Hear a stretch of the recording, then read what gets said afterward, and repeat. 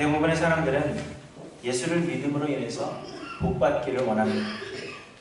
물론 복받기 원하는 것이 잘못된 것이 아니며 예수 믿는 자들에게 하나님께서 복 주시는 것은 분명한 사실이라 여러 번 말씀드렸습니다.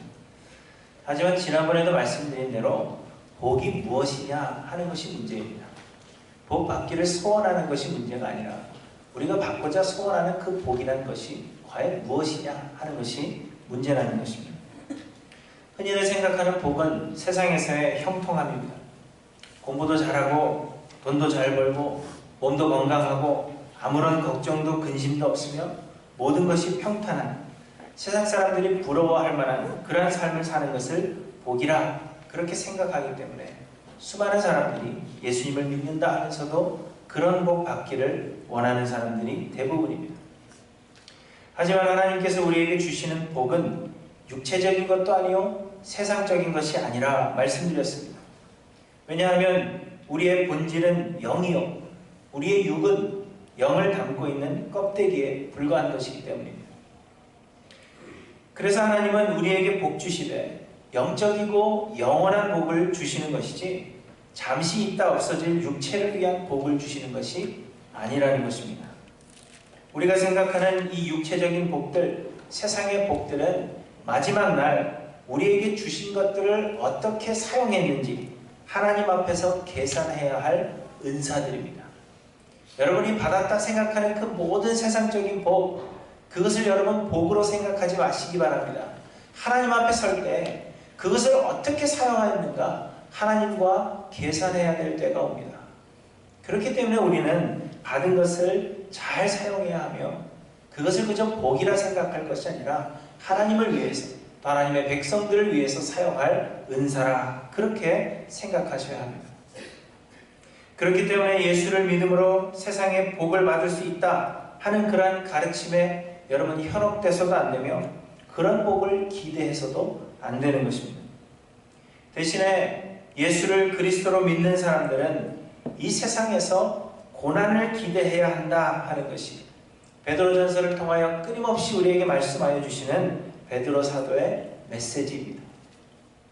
곧 예수 믿는 사람들에게 이 고난이라는 것은 필수며 살아가는 동안에 우리가 예수 믿는 것 때문에 아무런 고난도 없다면 아무런 고난을 당하지 않고 있다면 우리는 바른 길을 가고 있지 않다 하는 것을 말하고 있는 것입니다.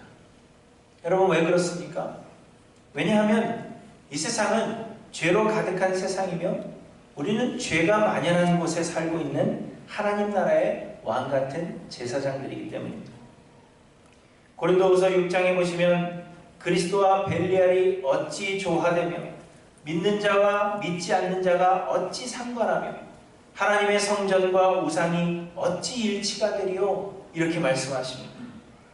로마서 8장 7절에서는 육신의 생각은 하나님과 원수가 되나니 이는 하나님의 법에 굴복하지 아니할 뿐 아니라 할 수도 없음이라 이렇게 말씀합니다.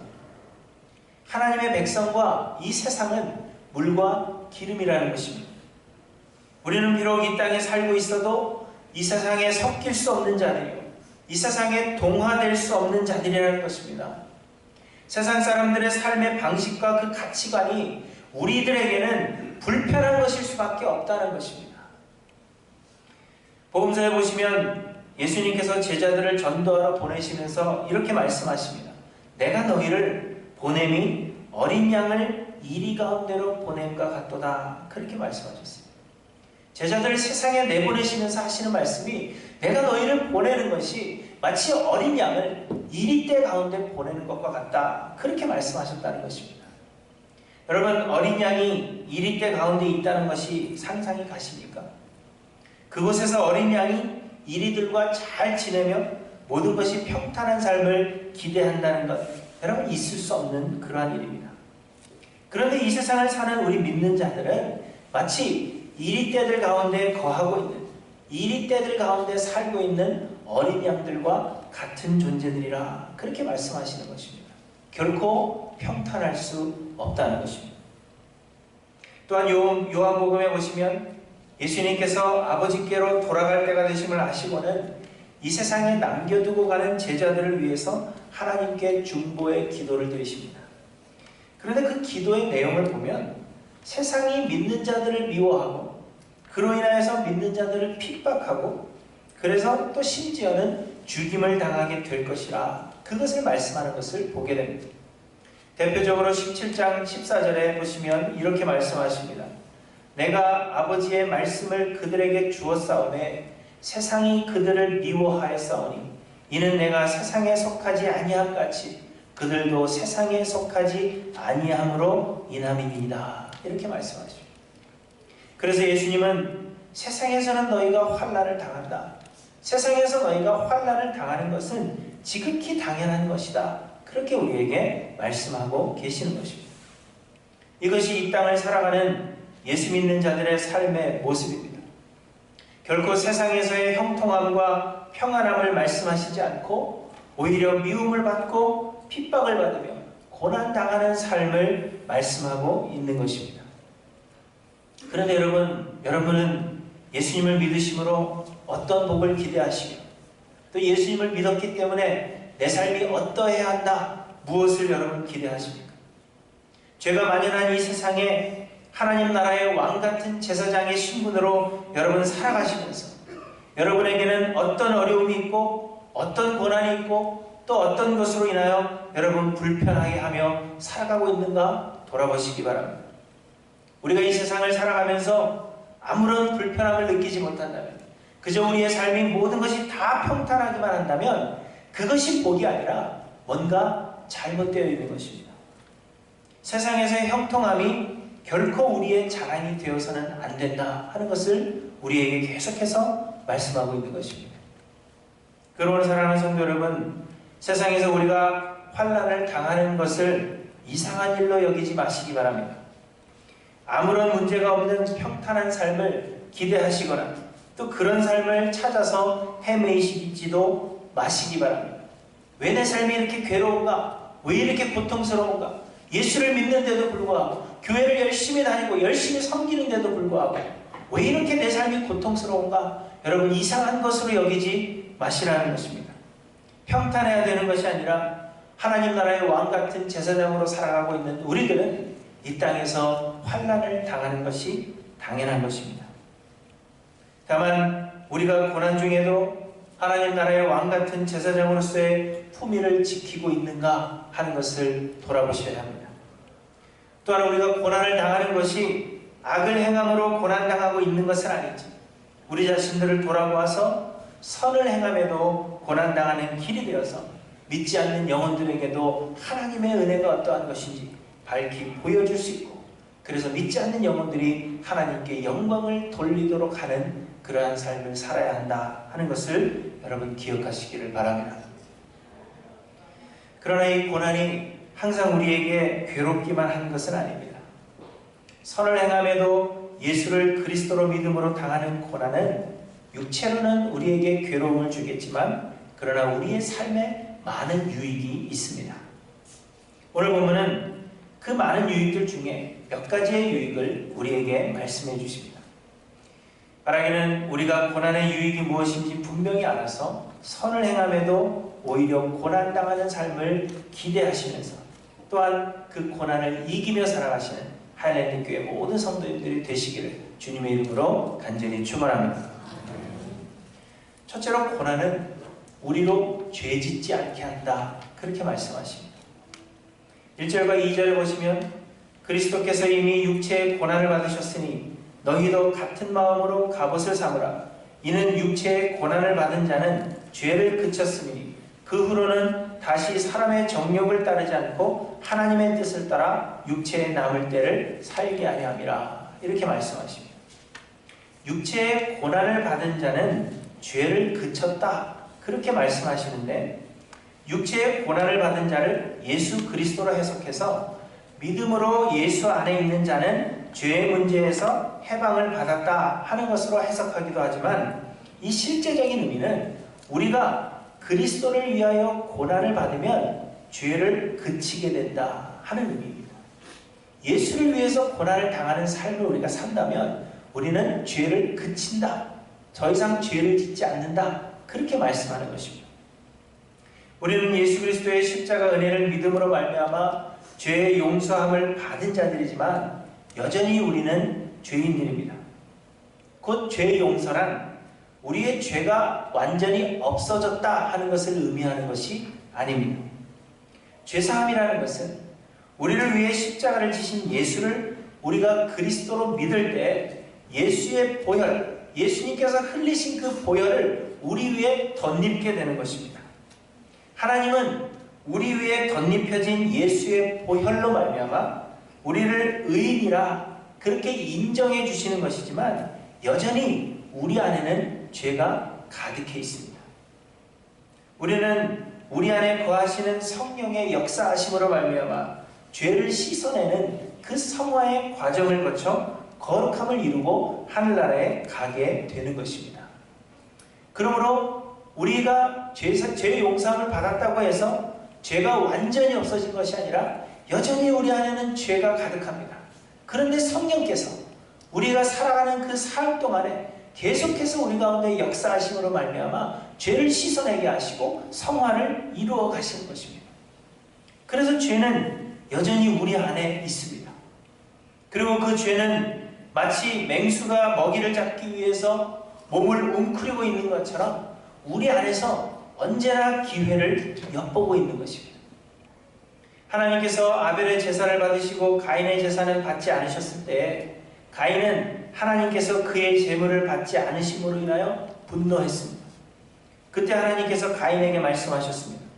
내가 선을 행하면 어찌 낯을 들지 못하겠느냐. 선을 행하지 아니하면 죄가 문에 엎드리느니라. 죄가 너를 원하나 너는 죄를 다스릴지니라.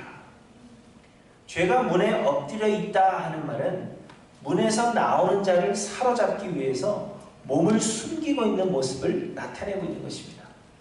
그런데 여기에 나타난 엎드렸다 하는 그 표현은 영어로는 크라우칭이라고 되어 있는데요. 아까 말씀드린 대로 먹이를 잡기 위해서 맹수가 그 갈대밭에 몸을 다 숨기고 있는 것을 의미를 하는 것입니다. 언제든지 먹이가 나타나면 튀어오를 그런 준비를 하고 있는 것을 엎드렸다 그렇게 표현하는 것입니다.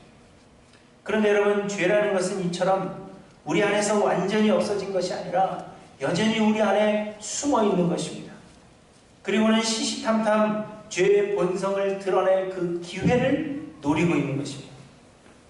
우리가 아무리 교회를 나오고 직분을 맡아서 봉사를 하고 경건한 모습으로 우리가 이렇게 지내고 있다 하더라도 여전히 죄는 우리 안에 웅크리고 있다. 그것을 말씀하고 있는 것입니다. 여러분, 혹시 나는 아니다 그렇게 생각하십니까? 그런데 불행하게도 그 누구도 예외는 없습니다. 목사인 저도 그렇고요. 여러분들도 그렇고 죄는 우리가 하늘나라 가는 그날까지 우리의 힘으로는 해결할 수 없는 그러한 문제입니다. 하나님 나라 가는 그날까지 죄는 우리 안에 숨어 있어서 여전히 그 기회를 노리고 있는 것입니다. 그런데 여러분, 모든 것이 평탄한 삶은 오히려 우리 안에 있는 이러한 죄의 성질을 발견하지 못하게 합니다. 저희 장인어른이 지금 간암으로 치료를 받고 계십니다. 그런데 이 간암은 별명이 하나 있는데요. 침묵의 살인자라 하는 별명을 가지고 있습니다. 왜냐하면 특별한 증상이 없기 때문입니다. 죽는 날까지 아무런 증상도 나타나지 않다가 마지막 증상이 나타나면 때는 늦은 것입니다. 그래서 저희 장인어른도 어떤 증상이 나타나서 간암을 발견한 것이 아니고요. 정기검진을 받다가 우연찮게 간암이 있다는 것을 발견하게 됐습니다. 하나님의 은혜죠. 하지만 저희 장인어른은 지금도 본인은 암이 아닐 것이라 그렇게 생각하고 계십니다. 자식들이 하도 치료를 받아야 한다 그렇게 고집하니까 치료를 받으시는 거지 본인은 아무런 문제가 없다 그렇게 생각하십니다. 왠지 아세요?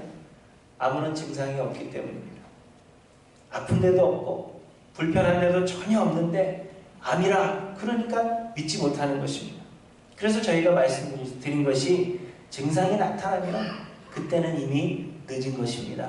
그렇게 계속해서 설득하고 있는 중입니다. 여러분, 증상이 일찍 나타나는 병은 오히려 고통이 은혜입니다.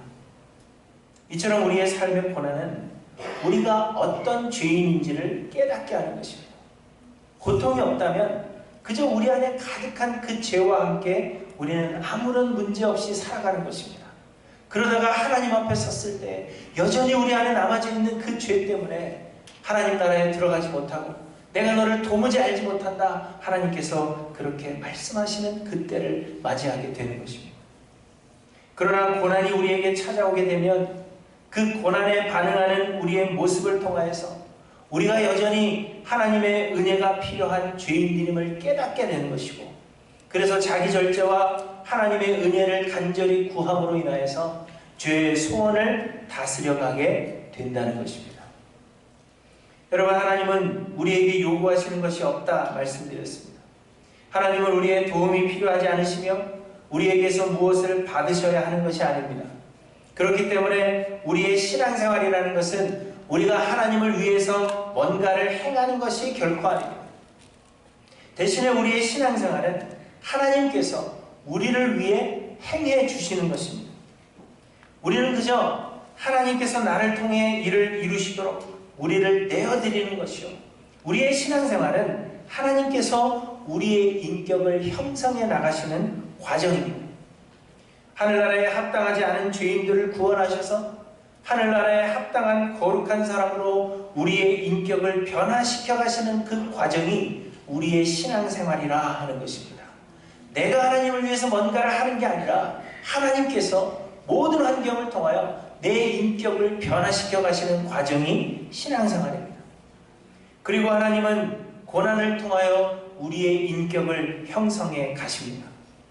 그러므로 고난은 우리에게 선택이 아니라 필수이며 우리가 고난 없는 삶을 기대한다는 것은 오히려 어리석인 것임을 우리에게 말씀하십니다. 다만 우리가 고난을 당할 때 오히려 우리는 나를 돌아보며 내 안에 있는 죄의 모습을 발견해서 그 죄를 다스려야 하는 것을 말씀하십니다. 사랑하는 성도 여러분, 우리는 여전히 죄의 문제를 해결해야 할 죄인들임을 기억하시기를 바랍니다. 그런데 고난이 없이는 이 죄의 문제를 해결할 수 없습니다.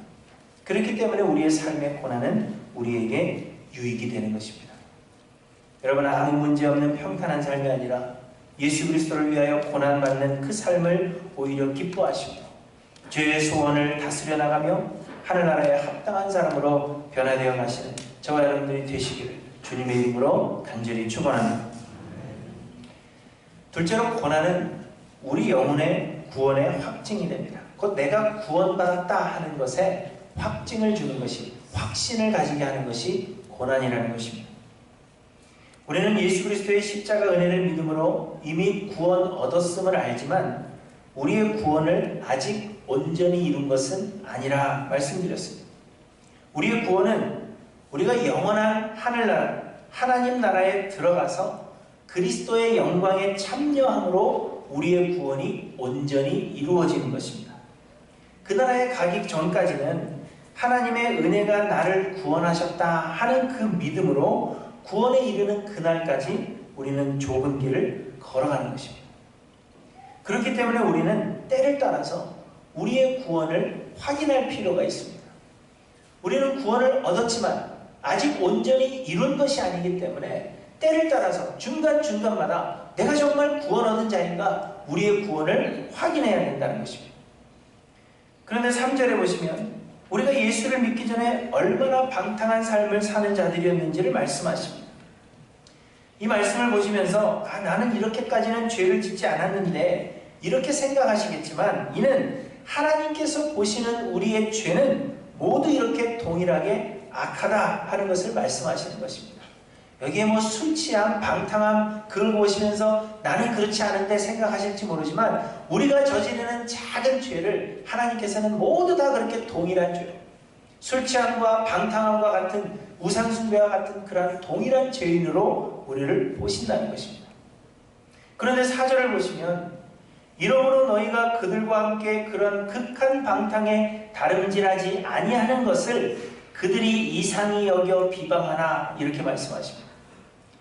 이전에는 우리가 세상 사람들처럼 방탕함에 젖어 있었지만 이제는 우리가 예수 그리스도의 은혜로 구원함을 얻어 새 사람이 되었기 때문에 고난을 당하여도 자신을 절제하고 오히려 선을 행하는 것입니다. 이전에는 고난을 당하면 그 전에 분을 참지 못해서 그것을 막 표출하고 했는데, 이제 예수를 믿어 새로운 사람이 된 사람들은 고난을 당하여도 그것 때문에 자기 감정을 표출하지 아니하고 오히려 선을 행하며 오히려 원수를 위해서 기도해 주는 것입니다. 그러면 사람들이 우리의 이전과는 다른 모습을 보고 이상하게 여겨서 우리를 비방한다는 것입니다. 이상하게 여긴다 하는 것은 놀라워한다, 그런 의미입니다. 여러분, 우리가 선을 행함에도 세상 사람들이 우리를 비방하는 것을 이상하게 여기지 마시기 바랍니다. 이는 그들이 우리의 행위가 익숙하지 않아서 당황했기 때문에 우리를 비방하는 것이라, 그걸 말씀하고 있는 것입니다. 옛날 같았으면 화를 내야 되는데, 옛날 같았으면 오른쪽 뺨을 맞으면, 한 대 맞으면 10대고 20대고 후려쳐야 되는 그러한 사람으로 알았는데 왼뺨을 돌려댄다는 것입니다. 오히려 자기를 위해서 기도해 준다는 것입니다. 어떻게 생각하겠어요? 당황하겠죠? 놀라겠죠? 이 사람이 왜 이러나? 그러면서 그것을 당황하기 때문에 우리를 비방하는 것이라, 그렇게 말씀하고 있는 것입니다. 그런데 여러분, 또 5절에 보시면 그들이 산자와 죽은 자를 심판하시기로 예비하신 이에게 사실대로 고하리라, 이렇게 말씀하십니다.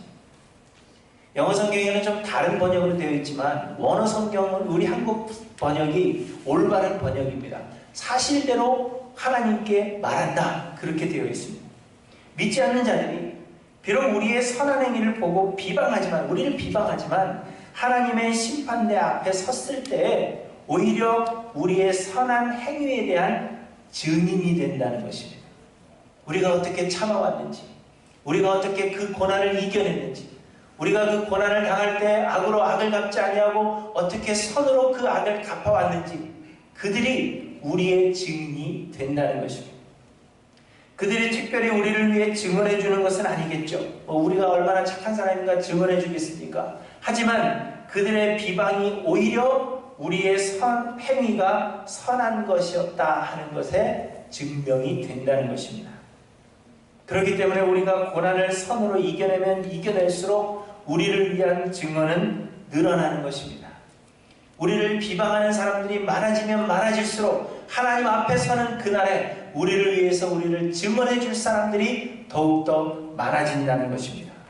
그래서 그 늘어나는 증인으로 인해서 내가 고난을 당하고 나를 비방하는 사람들이 늘어나면 늘어날수록 나를 증언해 줄 사람이 이렇게 많아지고 있구나. 그래서 우리의 구원을 확증할 수 있다는 것입니다. 또한 6절에 보시면 이를 위하여 죽은 자들에게도 복음이 전파되었으니 이는 육체로는 사람으로 심판을 받으나 영으로는 하나님을 따라 살게 하려 함이라, 이렇게 말씀하십니다. 죽을 자들에게도 복음이 전파되었다 하는 것은 많은 논란이 있는 구절입니다. 어떤 사람들은 세종대왕이나 이순신 같이 예수를 알지 못하여서 믿지 못하고 죽은 자들에게도 복음이 전파되었다 하는 그런 말씀으로 생각하기도 하고, 또 어떤 사람들은 이 죽은 자들은 믿지 않는 자들에 대한 은유적인 표현이다, 이렇게 생각해서 믿지 않는 자들에게도 복음이 전파되어야 될 필요성이 있다, 그것을 말씀하시는 것으로 생각하기도 합니다. 하지만 이 말씀은 당시 예수를 믿었지만 박해로 인하여 죽임을 당한 그리스도인들을 말씀하시는 것으로 보는 것이 타당합니다. 이미 예수를 믿었는데 핍박을 받아서 죽음을 당한 이미 죽은 믿는 자들을 이야기하는 것입니다. 사람들은 지금의 우리들처럼 예수를 믿음으로 얻는 세상적인 유익을 기대했습니다. 예수를 믿었기 때문에 핍박도 없고 고통도 없는 그러한 삶을 기대했던 것입니다. 그러나 많은 사람들이 예수를 믿었음에도 불구하고 세상적 유익을 전혀 누리지 못한 채 박해로 인하여 죽임을 당한 사람들이 당시에는 많았습니다. 특히 베드로가 편지를 쓰고 있는 그 시대는 특별히 박해로 죽임을 당하는 사람들이 많았다, 그렇게 말씀드렸습니다. 그래서 사람들은 생각한 겁니다. 그런 사람들에게 도대체 고난의 유익이란 무엇인가? 예수를 믿는 것에 대한 유익이 무엇인가? 그걸 생각한 것입니다. 그래서 베드로 사도가 오늘 본문에서 말씀하고 있는 것입니다.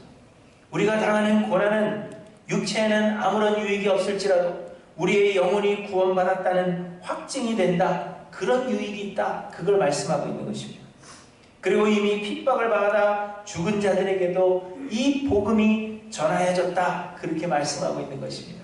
핍박받아 이미 죽은 그리스도인에게도 이미 이 복음이 전하여졌으며 그들이 죽임을 당하기 이전에 이미 그들은 이 믿음 안에서 죽임을 당하였다. 그걸 말씀하고 있는 것입니다. 그래서 이미 죽은 자들이 육체로는 고난을 받았지만 영으로는 하나님과 함께 거하고 있다 하는 것을 말씀하고 있는 것입니다. 그러면 여러분, 우리도 그리스도를 위하여 고난당하는 것을 오히려 기뻐하며 이 고난을 믿음으로 이겨내고 있다 하는 그 사실이 우리의 구원의 확증이 된다는 것을 여러분 기억하시기를 바랍니다. 나를 비방하는 사람이 많아지면 많아질수록 나의 구원은 그만큼 더 확실해져 가는 것이라 하는 것 여러분 기억하시고, 나를 비방하며 나를 미워하는 사람들이 더 많아지면 많아질수록 하나님 앞에 설 때 나의 선한 행위를 위하여 증언해 줄 사람들이 더 많아지고 있구나. 나의 구원은 그래서 더 확실해져 가고 있구나. 여러분 이 사실을 믿으심으로 힘을 얻으시고 우리의 걸어가는 이 좁은 길을 끝까지 걸어가시는 저와 여러분들이 되시기를 주님의 이름으로 간절히 축원합니다. 여러분 고난당하고 계신다 생각하십니까? 예수를 믿는데도 나에게 왜 이래 많은 고난이 있는가? 여러분 혹시 그렇게 생각하십니까? 그렇다면 근심하지 마시고 기뻐하시기 바랍니다. 고난은 우리의 죄성을 보게 하여 죄를 끊어내고 하나님 나라에 합당한 사람으로 변화하게 하는 유익이 있습니다. 그리고 고난을 당하여도 우리가 세상 사람들처럼 반응하지 않고 참고 인내하는 우리의 착한 행실은 우리의 구원이 얼마나 견고한가 하는 것에 대한 확증이 되는 것입니다. 사람들은 고난이 없는 평탄한 삶, 아무런 문제가 없는 신앙생활을 원합니다. 예수를 믿었기 때문에 앞으로는 그저 모든 것이 다 잘 되는 그러한 삶이 되기를 소망합니다. 그러나 여러분, 고난이 없는 삶은 결코 복이 아니라 하는 것을 기억하시기를 바랍니다. 고난은 오히려 우리에게 유익이 되는 것입니다. 우리 할렐루야 교회 모든 성도님들은 우리에게 다가오는 이 고난을 두려워하지 않고 하나님 나라의 왕 같은 제사장들로서 잘 대처하셔서 우리의 달려갈 길을 끝까지 마치시는 저와 여러분들이 모두 되시기를 주님의 이름으로 간절히 축원합니다. 기도하십니다.